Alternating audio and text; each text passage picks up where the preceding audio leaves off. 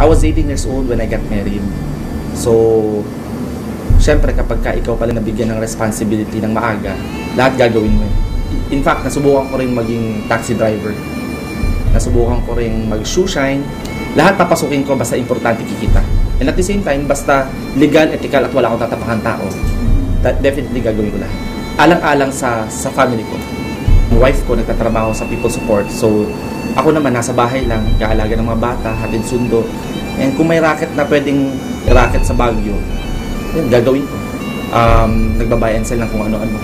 And at the same time, pupunta ng bilyaran, baka manalo sa bilyar, pwedeng pambili ng pagkain man lang. Yun yung ginagawa ko before ako mag-royal.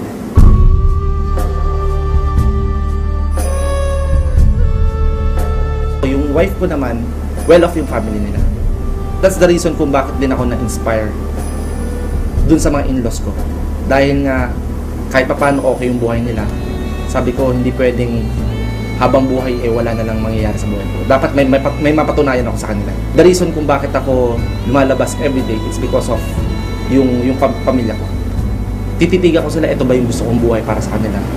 Gusto ko yung maibigay yung the best na buhay para sa family. Talagang nagdasal na ako kay Lord. Sabi ko, Lord, bigyan mo ako ng break. Bigyan mo ako ng isang opportunity na pwedeng mabago yung buhay ko. At pag nabago yung buhay ko, pagka ako nagkaroon ng break sa buhay ko, ibabalik ko rin yan sa tao. So, yun yung nung dumating si Royal.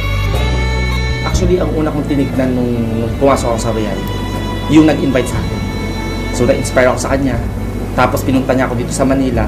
Kinausap ko si Pres at saka si Chairman. Sabi ko, ibang klase yung management. Ibang klase yung vision nung may-ari. Ibang klase yung mancom ng Royal. Yun ang nakita ko sa Royal Business Club. Yung integrity at credibility ng may-ari at ng management. Ibang klase yung determination ng presidente at chairman. So kung determinado yung may-ari, mas, kumbaga, mahahawa ka eh.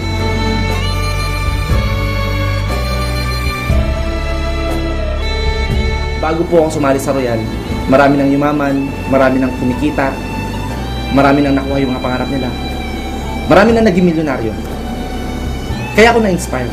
Na kung nagawa nila, imposibleng hindi ko kaya. That's why nung nag-start ako sa Royal, every week, ay may kita point na pumunta ako ng Manila para mag-aral. Kasi importante dyan yung training. From Baguio, pupunta ako ng Manila. Mga 2 days, 3 days ako dito. Wala pa akong pera at that time, nagre-rent lang ako ng apartel doon sa tapat mismo ng Royal. So, para mas madali, nagko-commute lang ako. Nagbabas lang ako.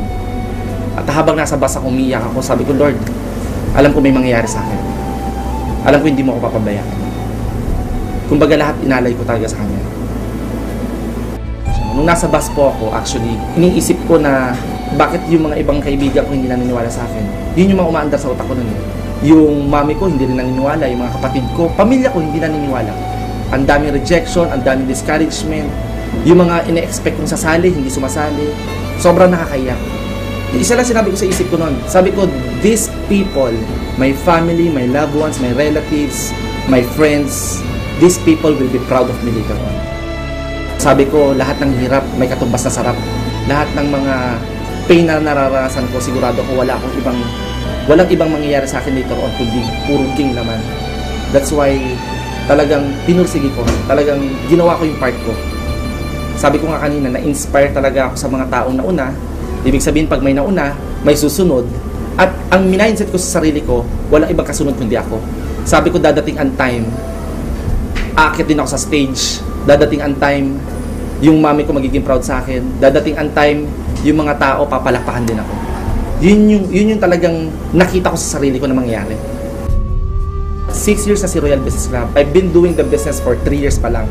So dito ko napatunayan na sa negosyong to walang nauna, walang nahuli.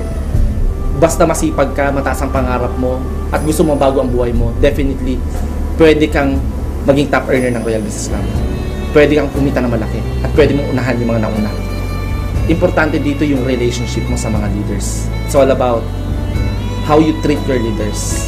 In a relationship, there should be no expectations. Rather, there should be an acceptance. Just accept them kung sino sila. And eventually, yung process ng pagbabago ng attitude na sinasabi sa training, mangyayari din. So yun yung isa sa mga naging factor kung bakit ganito yung nangyari sa Royal. Maganda yung pakikisama natin sa mga tao. And ang nakakatuwa po nito, in a very short span of time, pwede mo talaga makuha yung mga gusto mo. Basta gagawin mo lang yung responsibility mo as a club member of Royal. That's why, nung nag-member ako ng Royal, after 2 months of doing the business, nabilong po ako agad sa top ng Royal. After 4 months, nahit ko po agad yung travel incentive going to Hong Kong. And then after that Hong Kong, na-acquire ko yung brand new Mitsubishi Montero. So in just a matter of 6 months, nabili ko agad yung pangarap kong kotse. So sa loob ng isang taon, aside from Hong Kong kotse, nahit ko rin yung Rookie of the Year and Millionaire Circle. So lahat nangyari yan sa loob ng isang taon. Plus na-hit ko rin yung travel incentive papuntang Europa. Grabe! So 9 countries naman yung inikutan namin doon. So on my second year naman, na-acquire ko na tong condo unit ko.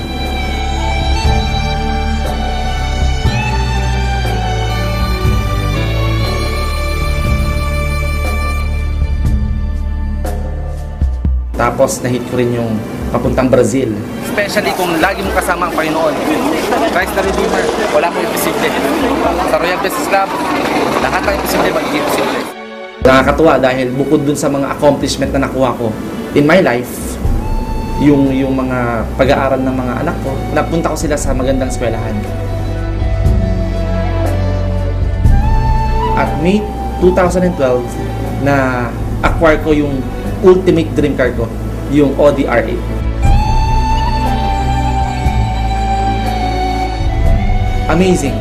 Amazing yung nangyari sa buhay ko. At the same time, yung mami ko, nabilihan ko rin ng sasakyan. Kaya nakakatuwa dahil, alam mo yun, yung mga mahal mo sa buhay, kahit papano, hindi lang yung personal na pangarap ko, kundi pati yung mga pangarap mismo ng mga mahal ko sa buhay, nabibigay ko.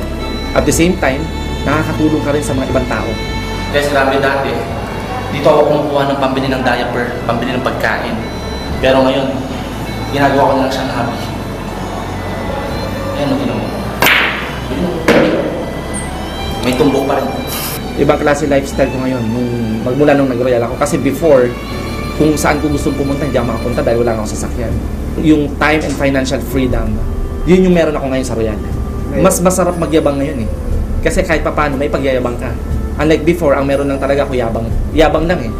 Pag tinanggal mo yun, walang-wala na ako eh. Pero nung nakita ko si Royal Business Club nga sa buhay ko, sabi ko, grabe, dito ko papatunayan yung yabang ko.